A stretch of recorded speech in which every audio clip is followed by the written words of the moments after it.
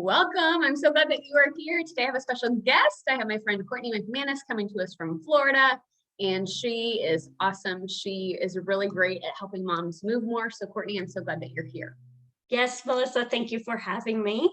Of course. Welcome, welcome. So tell us about you. Like, who are you? How do you help moms move more? Just give us your story, my friend. Okay, my name is Courtney and I am the owner of Form Fit. And basically what happened was 15 years ago, I had my first son and I was feeling like I wanted to be able to meet other moms, and I didn't really know anyone who had children, and I was in a new area. And I also missed working out because I had been one who was, someone who worked out. And I started looking for something. And unfortunately, at that time, there wasn't anything in my area. And I found a franchise where they were looking to push out into different communities. And I reached out to them and I started my franchise. It was a stroller fitness company. So I did that for 10 years, and my children were getting older and going off to school. And I decided that maybe my time in stroller fitness had passed. So they went off to school and I was trying to find myself again, and was working as a personal trainer and also working in some studios as well. And I got lonely again. I started getting lonely again and feeling like I was missing that camaraderie that I had with other moms. So I decided at that time that it was time for me to get back into doing what I love, which is working with other moms, helping them to move more. And that is how Form Fit became. So that is what I do. I am certified in corrective exercise. So I work with women on posture and breathing as well, and am certified in pre and postnatal care. That's awesome. I love from your story, like you had this need and you had this desire. And so you decided to not only do something about it for yourself, but in service to your community, because you met a need for so many other moms around you as well. I think that's awesome.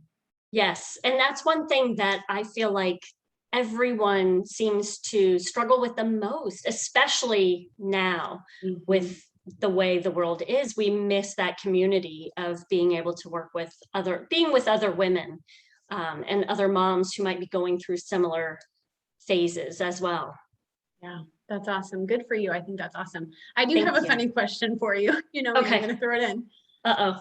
With the stroller fitness, because I wondered about that, like, because I heard you say, I did it and then my children got older. Is it only something you can do if you have a child in a stroller? I mean, you're not going to push an empty stroller. That would be weird, right? Yes, Okay. That would be weird. Okay. I mean, I know other owners who did do that, but I didn't feel comfortable doing that. And honestly, the franchise that I was with, they were very geared towards moms with strollers.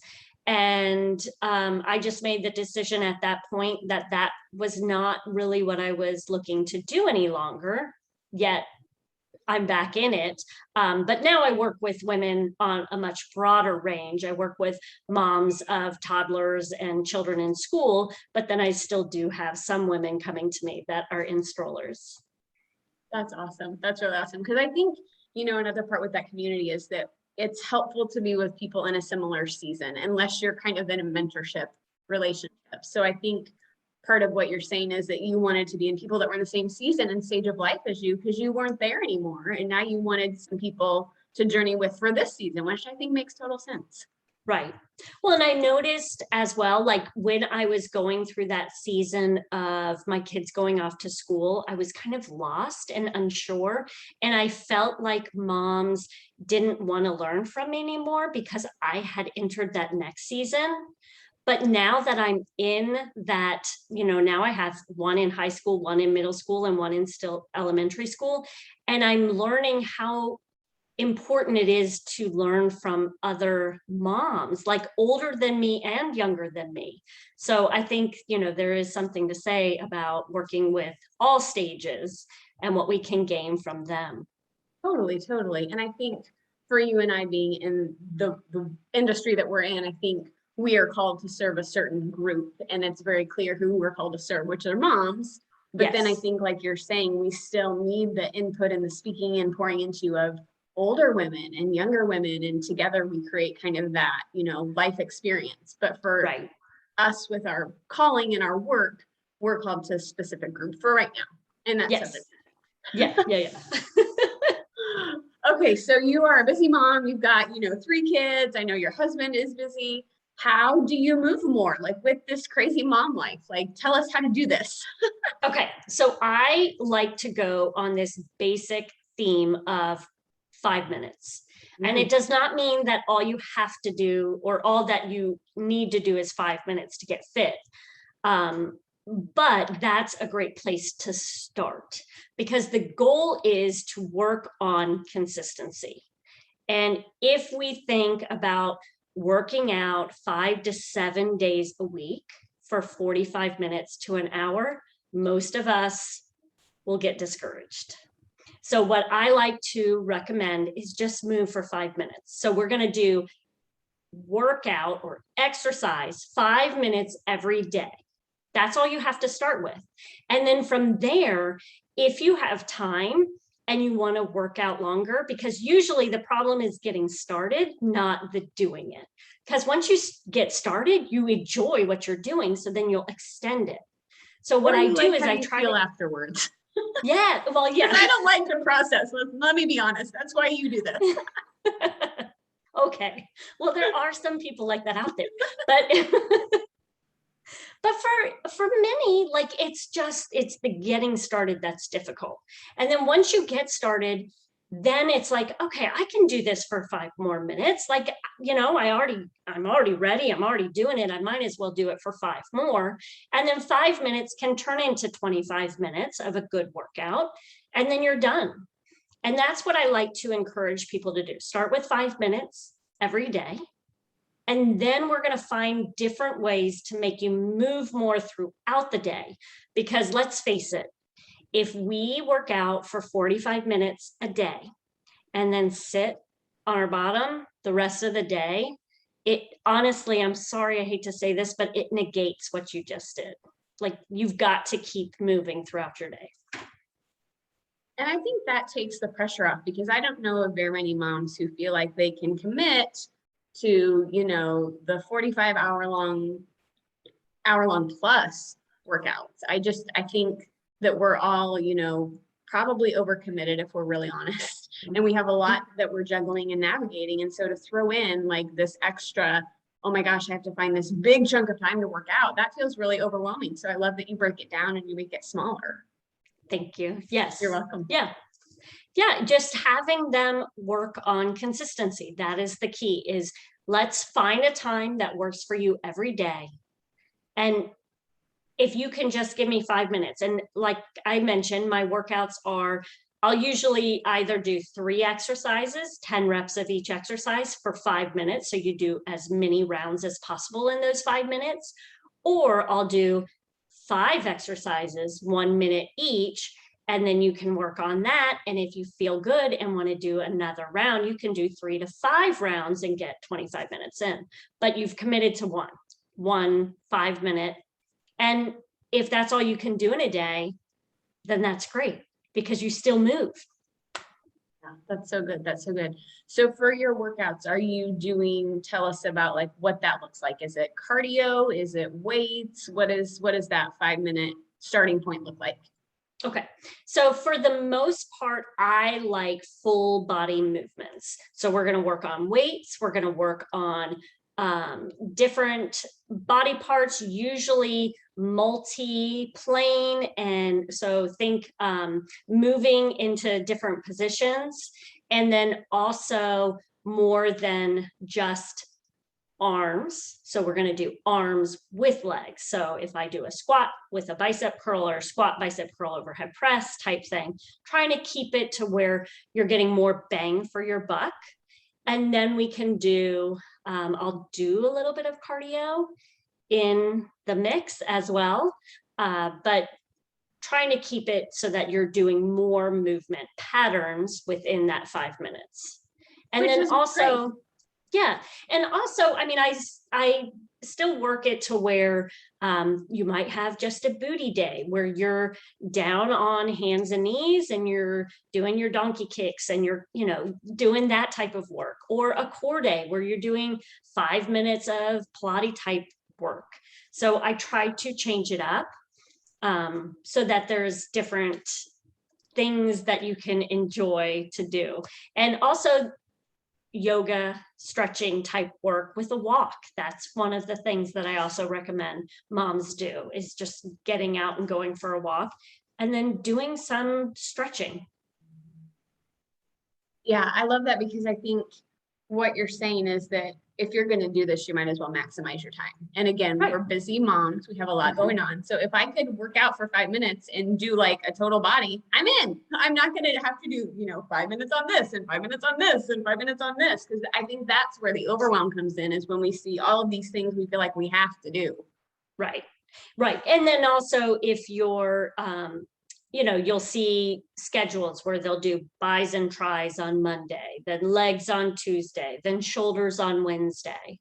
And then if you're missing a day, then you're missing a part. So yeah, that can be difficult for a lot of moms to be able to figure out, does that mean I just missed that body part, or do I then bump it to the next day, and things like that. So I just try to keep it full body movements that you can do throughout your day. Or I'm sorry, do within those 5 minutes, and then we move on to the next workout the next day. That's awesome. That's awesome. So I love that you've made it simple. You made it accessible into our full daily schedules. Why should we move? Like, why would we want to do this, Courtney? Great question. No, there are so many reasons. And I really get discouraged when I hear and where people, say it's to lose weight. I honestly think that's the side effect. That is not why we should be working out. We need to be working out. We need to be working out because it helps us feel good. It helps with stress, decreasing stress. It gives you a purpose for yourself. Your body, in the way of movement as a whole, your body is designed to move. And if we are moving throughout our days and working out and going through different positions, our body will be able to go through life better without aches and pains that a lot of the older people get because of their lack of movement. So I like to look at it like that rather than just losing the weight. I really don't think that should be why we're exercising. It's so much deeper than that. It has to do with brain health, the health of all the organs, our hormonal health. Us as women, we need this for our hormones. There's so many things, better night's sleep, everything, like pretty much everything. If it has to do with health and wellness, exercise is going to help with it. Yeah. And I think that you and I are both, what I love about you is I think we're on the same page. We don't want this to just be weight. We want this to be health and wellness, because we know that when you're healthy and well, you show up in life better, and you're more of the woman and the wife and the mom that you want to be. And you're not just coming from this place of exhaustion and bitterness and anger and not showing up as you want to. So I think I love your emphasis on that, because it's about way more. Like you said, the benefit could be weight loss, but that's not the whole focus. Yeah. And if you want to be able to go out and move with your children, that's one thing I hear. I want to be able to move with my children through life. I want to be able to move with my grandchildren, be able to carry my grandchildren around, once you get to that age. That is what exercise is about, is being able to move more with your children, have fun, run around, and also deal with less stress. A lot of things won't be as irritating to you when you work out. So yeah, we all could use some of that, right? For sure. I think too, sorry, I just had a notification on my computer that threw me off. That's okay. I think too, what you're saying is that working out now not only gives you these benefits now, but it lays the foundation for future when you're older and when you are at a different season, like you're going to reap the benefits then of what you've done now. Yes, yes, definitely. So it's beyond just the here and the now. It's kind of a beautiful gift if you think about it. Like it's a gift that you put in the time and the energy and the effort now. It's going to continue to go with you throughout life. Yeah, yeah, and it will help ease the aches and pains as you get older. If you're moving throughout your day, you're providing so much for your body to be able to move better. And I mean, I could talk to you about all the little things that you're helping as well, the blood vessels and everything when you're moving more, how things get dispersed through your body. It's crazy, but I could go off on that, so I won't. But it does, it really does help. And it helps you to stay younger longer. And it's your fountain of youth. Yeah. So people are spending all this money on products when maybe add in some fitness and that would help, you know? Yep, yep, yep. So what do your workouts look like? I'm curious. So like I had mentioned, I usually follow that system of the 5 minutes and then I move, based on how I feel. So for me, it's a little bit different because I'm also a trainer. So I'm teaching fitness classes. So I'm out there doing some of the exercises with them. I do some high intensity work. I teach a 6 a.m. class so that I'm working out with them first thing in the morning as well. But if I don't have time to work out during my class, I'll do a quick 5 minutes. I'll do, I'm trying to think of one just now, a squat with an overhead press. I'll do 1 minute of that. Then I'll drop down into plank and I'll do kind of like mountain climbers, but I call them spider climbers. So I might do 1 minute of spider climbers back and forth. And then I'll jump back up and I'll do lunges with a bicep curl. So I try to create different things and I follow that 5 minute. What you see me doing in my videos is my workout. Like I'll do that 5 minutes and that's my workout. I have another kind of a weird question for you. Okay. Where do you do this at? Because I think a lot of people have the impression that they need to have a lot of space or they need to have a dedicated workout room. Where do you work out at? Okay. So this is one thing I love to do. And people might think I'm weird, but they say abs are made in the kitchen, right? So that is a lot of what I'll do is I will, while I'm making dinner, I will do my workout, a 5 minute workout while I'm in the kitchen. I can wear my socks. So if I'm doing ab work, I can pretend that like I can slide my feet around. So think plank position, sliding your feet around, doing exercises like that. I can bring weights into the kitchen and just kind of leave them off to the side. And then while something's cooking on the stovetop, I'll do, a minute of tricep kickbacks or something like that. But that's kind of what I do. And then I just work on doing silly stuff. I have a little trampoline, a rebounder that I'll jump on, which my kids love as well. We'll put it in the kitchen, we'll turn on some music and I'll bounce on it and then I'll go cook and then they'll be bouncing on it and go cook. So just trying to find fun little ways to move a little bit more throughout your day. My home is definitely very homey. We live in our home. So we do have the rebounder, pushed up in the dining room. We do have a pull-up bar in our family room. We do have things like that. So that is one thing that, aesthetically, we are cognizant of our movement. So that is okay in our home. But, that's what we do is we try to keep things around that allow us to want to play in our house. My kids have a ball that our rabbit actually likes to play with, but my kids will kick it around the house as well. So that's how we're moving kind of throughout our day, is just seeing things in our house that we want to move on as well.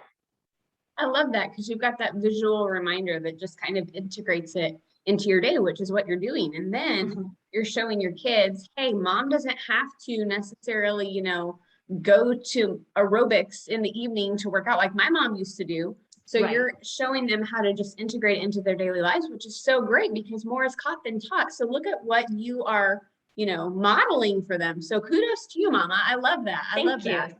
Thank you. Yeah, and they love it too. I mean, we are a family. It's so funny because my mother is very much like, you sit on your couch and you are proper. And my kids go to her house. Now, mind you, they don't do it quite now because they're 15, 13, and 10. But when they were younger, they would be jumping around and she'd be like, the couch is for sitting on, not jumping on. But in our house, like, I encouraged movement. So our house, they were jumping on the furniture and jumping over the pillows and that type of thing. So it definitely is a different mindset. But my goal is to help my children move more throughout the day. And, there's going to be some pillows on the ground at the end of or on the floor at the end of the night. But, like I said, that's my goal for my children, is to allow them to move more. So I'm providing them opportunities to do that in my home. Did you grow up in a home where that was the case? Because it sounds like maybe it wasn't. No. Okay. So was that hard for you to make that shift? Because going from here to the way you grew up to here, it sounds like it might have been kind of, a big gap. Both my husband and I, we moved a lot. He was in the military. He was very, he had played sports, and I was a dancer. So in the sense of, I moved a lot in my house growing up when I was younger. I just did it through dance and movement and, wear socks and pretend I was ice skating through the house on our wood floors. But I was not jumping on couches and stuff.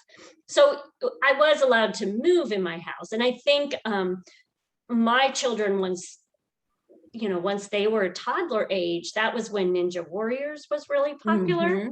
Yeah.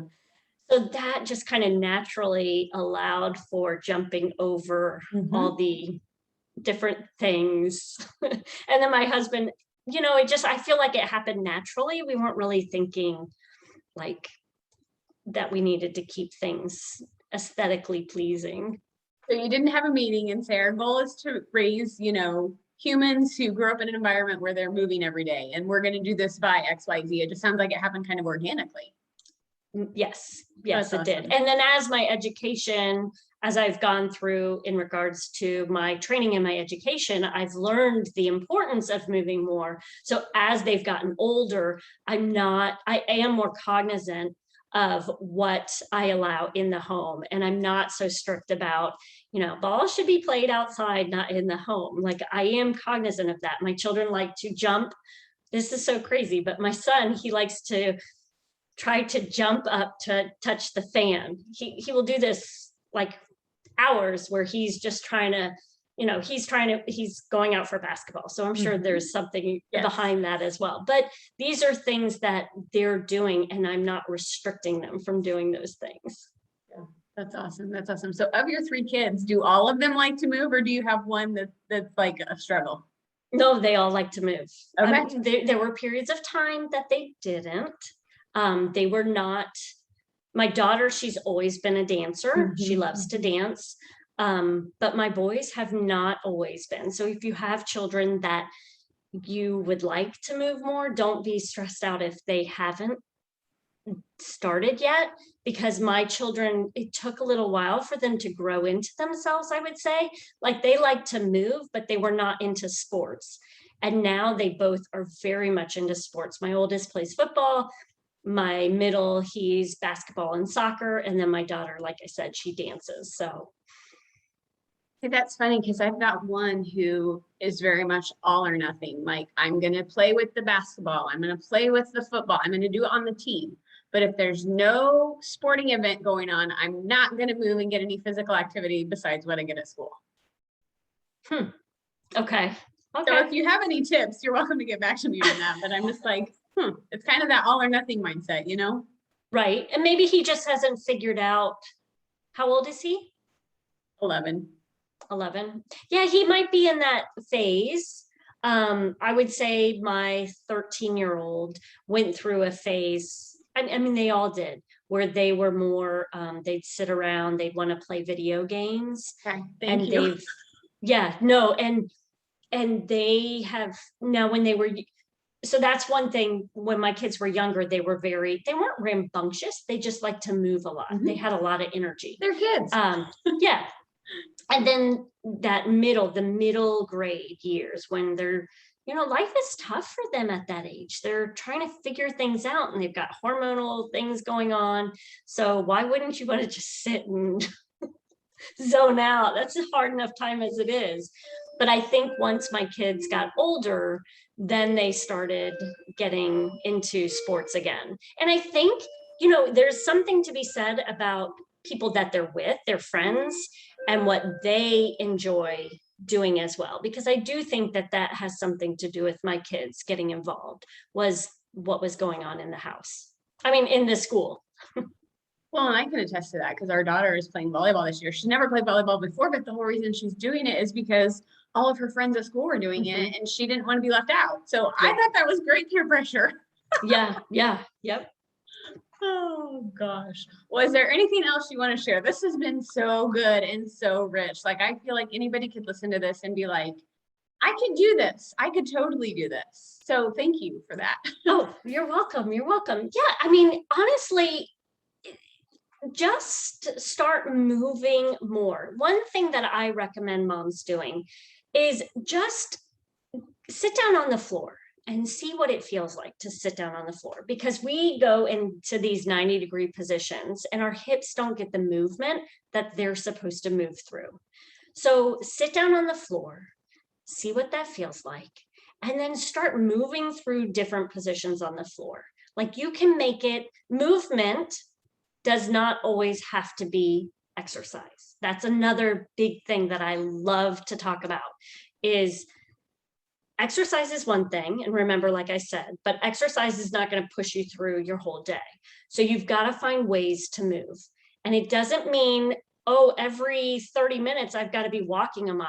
I don't mean that. I just mean move your body in different positions. So get on the floor, move around in that position, see what your hips feel like, bring your legs into 90 degrees. I know this might be hard to kind of grasp what I'm talking about, but, just move, spread your legs out, reach for your toes, just feel yourself through those positions. And then when you're standing up, move, bring one foot up, where you're kind of balancing like a tree pose position for yoga, and feel what your hips feel like in that position. Do you kind of sink into a hip? Because if you sink into a hip when you're in that probably means you got to work on some glute strengthening. So a couple of things that you can do with that is just work on your balance. And I've got tons of videos if anybody's interested. Yes. They can join me, Yes. where I go into more depth about all of this stuff. But, just even putting your hands on the countertop and pushing back and stretching, that is movement as well. So just moving through different positions and seeing what your body feels like in different positions is key. It's key. Well, and how many of us do that during the day? I mean, I will sometimes stand in tree pose just because I find it's comfortable, but it's not like, because now I'm thinking, oh, I need to check my hips. Like, it's, like, I think there are things we could be doing when we're waiting for things that we don't even realize. Is there anything you would suggest for moms that are like in the car a lot, or the car line is really long at school? Any movement that we could do in the car?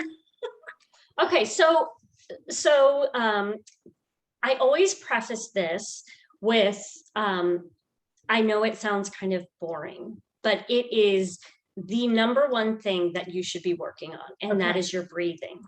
Okay. It's your breathing and your posture. Okay. They go hand in hand. So if you are sitting in the car, I want you to work on breathing into your back more. So I want you to, we can all do it right now. You can sit up nice and tall. And I want you to make sure that your shoulders are directly over top of your hips. And I want you to drop your chin down, and I want you to think about lengthening up through the back of your spine. And you probably got an inch or two taller just doing that. Then what I want you to do is I want you to take a deep breath. When you take a deep breath, most of us will feel our shoulders rise up. We are chest breathers. Yep. Most of us are. We don't breathe deep into our rib cage. So the next breath, you're going to breathe out forcefully, and you're going to try to get rid of all of the air. And then when you breathe in this next time, I want you to think of your rib cage like a jellyfish, and you're going to expand those back ribs into the seat. And you're going to feel like your lungs they expand more. You get that breath deeper down, and most people will start to feel a little stretch in their back. And it might feel awkward depending on how long you've been this high chest breather. May affect how you feel doing this. Some people, it creates a little bit of anxiety, but keep practicing that breathing, because the breathing, your diaphragm has a lot to do with your pelvic floor in the sense that they work together. So if you are struggling to breathe fully where your diaphragm is working, you probably have some pelvic floor problems as well. So we want to work on creating more movement, because the diaphragm's a muscle. You want to create more movement with that diaphragm, which will in turn create more movement with that pelvic floor. So those of you who struggle with leaking, incontinence, that will help. Just breathing differently. And then that can also help for those who have split abs, which is also known as diastasis recti. That can help as well, because of your pressure within your belly will change how your breathing pattern affects your belly and your split abs. Does that impact if you jump on the trampoline and you have to go pedal? Yes. Okay. Yes. Thank you. So, this is my takeaway. Okay, yes. And let me tell you something. So if you deal with that when you're jumping jacks, jumping on a trampoline, what I want you to think about doing is take a deep breath in and short, quick breaths out. So that's one thing you want to do. Short, quick breaths out. The second thing you want to do is drop your chin, because when you drop your chin, it helps to connect your ribs towards your pelvic floor. And when you're way out here jumping, like a lot of people you'll see jump roping, they'll be jumping like that. And that helps. It doesn't connect the rib cage to the pelvis. So that can create problems. So drop your chin and short, quick breaths out will help. Well, I've got my takeaway. Because I will get so bummed. Like, I love jumping on the trampoline. It is like my favorite thing, but I can't do it very long because I thought it was my bladder, but it's probably my pelvic floor. It is your pelvic floor. Yes. Well, thank you. Well, and I do have videos in my Form Fit Mom community if you want to come over. There is 5 days. It has more to do with the belly pooch, but I can always add incontinence in there. That will be an upcoming challenge where we'll do that as well. But they like both go hand in hand. But I feel like when you say incontinence, it sounds like an old person thing. Well, that's what it is. So piddle when you jump. Yes. It's how to stop piddling when you jump. Anyway, we'll figure that out. But so there's urge incontinence and there's stress incontinence. And stress incontinence is that piddle when you jump. So you may be able to jump for 2 to 3 minutes, but after those 3 minutes, it just means that pelvic floor is not strong enough to support you for 5 minutes at a time. So you got to work it. It's a muscle. You got to work it just like, yeah, you've got a lot of muscles down there on your pelvic floor, front and back. So there's even more that you can work on. Wow. My mind is like blown.